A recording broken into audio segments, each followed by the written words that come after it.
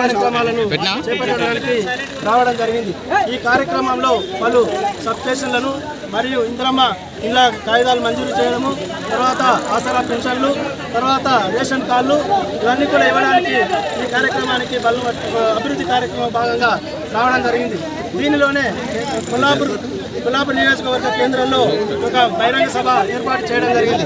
ఈ బహిరంగ సభకు ముఖ్య అతిథులందరూ కూడా శాసనసభ్యులు ఈ యొక్క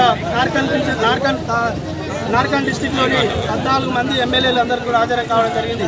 అయితే దీనికి ముఖ్యంగా దండు Narasimha Peddapalli market committee chairman ఈ యొక్క సభకు అధ్యక్షత వహించడం జరిగింది।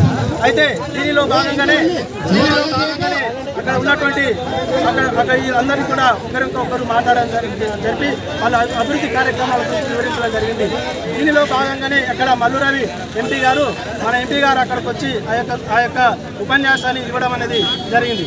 అయితే ఆ ఉపన్యాసం చాలా సేపు ఇస్తుంటే అక్కడ ఉన్నటువంటి ప్రజలందరూ కూడా ఆకలికి అలమటిస్తూ ఎండ బాగా కొట్టడం జరిగింది। అయితే దీనిలో భాగంగా అర్థం చేసుకున్నటువంటి పలు నాయకులు దండు నరసింహ గారికి ఒక సూచన చేయడం జరిగింది।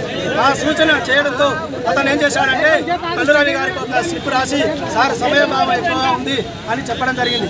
ఈ సమయభావన ఎక్కువగా ఉంది చెప్పడానికి నువ్వెవడురా అని వల్గర మాటలతో అతన్ని దూషించడం జరిగింది। ఈ స్టేజ్ మీదకి ఎవడు పిలిచాడు నేను అలాంటి వ్యక్తిని దూరంగా ఉంచడం జరిగిందంటే ఈ యొక్క ఎంపీ గారికి ఆలోచన చేసుకోవాలి, ఎంపీ గారి విధంగా ఆలోచన చేసుకోవాలి। ఇప్పుడే ఎదుగుతున్నటువంటి ఈ యొక్క బీసీ నాయకుడు దండు నరసింహ గారిని కూడా వాళ్ళ అభివృద్ధి కార్యక్రమాలు మండలంలో కూడా చేస్తున్నాడు కాబట్టి అటువంటి నాయకుని ఈ విధంగా దూషించడం అనేది అతని విజ్ఞతకే వదిలేస్తున్నాము। అదే కాకుండా మల్లురావు ఎక్కడున్నా సరే అతని గురించి తెలుసుకొని అతని ఎన్నికలలో దండు నరసింహ గారి పాత్ర ఎంత ఉందో ఆయన కనుక్కోవాల్సిందిగా కోరుతున్నాం।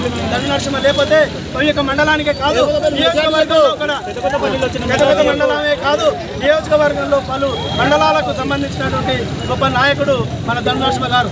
అయితే ఈ దండు నరసింహ లేనిదే నీవు ఎన్ని ఓట్లతో గెలిచావు ఒక్కసారి నీ విజ్ఞత తెలుసుకోవాల్సిందిగా నేను కోరుతున్నాం। అదేవిధంగా మీరు తప్పనిసరిగా దండు నరసింహకు షరతుగా క్షమాపణ కోరవలసిందిగా వీళ్ళందరూ పలు మండలంలోని నాయకులందరూ కూడా ఇక్కడ వచ్చి నిరసన తెలియజేయడం జరిగింది। కాబట్టి మీకు తప్పనిసరిగా మీరు క్షమాపణ చేయాల్సిందిగా కోరుతున్నాం।